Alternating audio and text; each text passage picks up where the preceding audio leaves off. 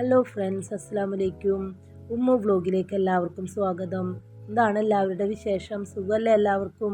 അപ്പോൾ നമുക്കിന്ന് ഇരുമ്പമ്പുളിയും ഈത്തപ്പഴവും അച്ചാറിടുന്നത് എങ്ങനെയാണെന്ന് കാണാം അല്ലേ. അതിന് ഞാൻ കുറച്ച് ഇരുമ്പമ്പുളി എടുത്തിട്ട് നല്ലപോലെ തന്നെ കഴുകി വൃത്തിയാക്കി എടുത്തിട്ടുണ്ട്. എന്നിട്ട് ഇങ്ങനെ വട്ടത്തിൽ അരിഞ്ഞെടുക്കുന്നുണ്ട് കേട്ടോ. കണ്ടില്ലേ, ഈ ഒരു വലുപ്പത്തിലാണ് ഞാൻ എല്ലാ പുളിയും അരിഞ്ഞെടുത്തിട്ടുള്ളത്.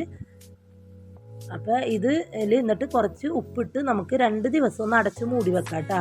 അപ്പോൾ വെയിലത്ത് വെച്ച് ഉണക്കിയെടുത്താലും മതി കേട്ടോ, 2 ദിവസം വെയിൽ കൊള്ളിച്ചാലും മതി.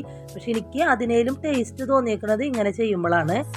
അപ്പോൾ 2 ദിവസം കഴിഞ്ഞപ്പോൾ അതിൽ വെള്ളം മാറ്റി വെച്ചിട്ടുണ്ട്, ഞാൻ പുളിയും മാറ്റി വെച്ചിട്ടുണ്ട്, വെള്ളം കളയണ്ട കേട്ടോ.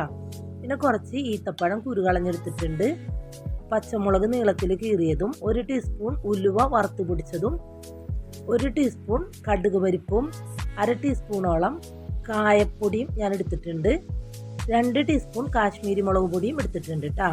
ഒരു ചട്ടി അടുപ്പത്ത് വെച്ച് നല്ലപോലെ ചൂടായി വന്നപ്പോൾ അതിലേക്ക് കടുകെണ്ണയും എള്ളെണ്ണയും ഞാൻ ഒഴിച്ചു കൊടുത്തിട്ടുണ്ട്.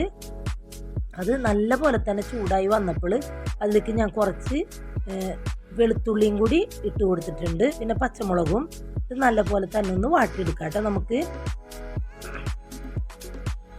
അത് നന്നായിട്ടൊന്നിങ്ങനെ വാടി വന്നപ്പോൾ അതിലേക്ക് നമ്മൾ കുരുകളഞ്ഞു വെച്ച ഈത്തപ്പഴം ഉണ്ടല്ലോ, അതും കൂടി ഇട്ട് കൊടുത്തിട്ടുണ്ട്.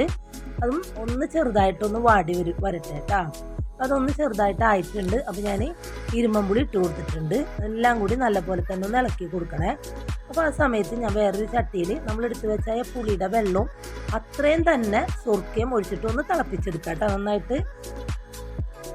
ഇനി ഇതിലേക്ക് നമ്മൾ എടുത്ത് വെച്ചിട്ടുള്ള പൊടികളുണ്ടല്ലോ എല്ലാം കൂടി ഇട്ട് കൊടുത്തിട്ട് കുറച്ച് ഉപ്പും ഞാൻ ഇട്ട് കൊടുക്കുന്നുണ്ട്.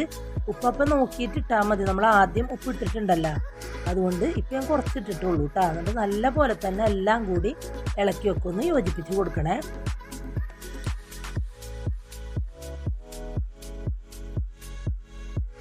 എന്നിട്ട് ഞാൻ തീ ഓഫ് ചെയ്ത് ഇടുന്നുണ്ട്.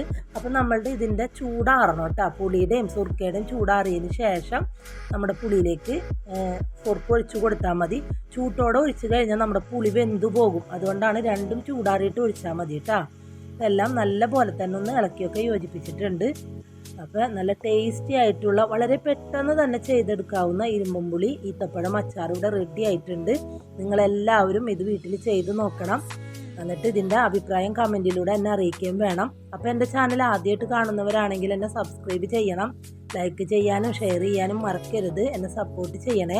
അപ്പോൾ അടുത്തൊരു റെസിപ്പി വീഡിയോ ആയിട്ട് ഞാൻ വരുന്നതാണ് ഇൻഷാ അല്ലാഹ്. അസ്സലാമു അലൈക്കും.